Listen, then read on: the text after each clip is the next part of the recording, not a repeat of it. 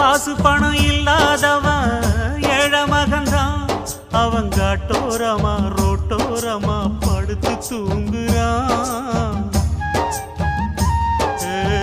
சொத்து சொகம் உள்ளவனோ செல்வ மகன்தான்.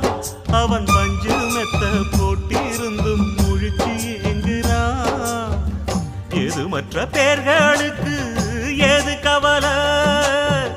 4 காசு வச்சிருந்தா 100 கவலை.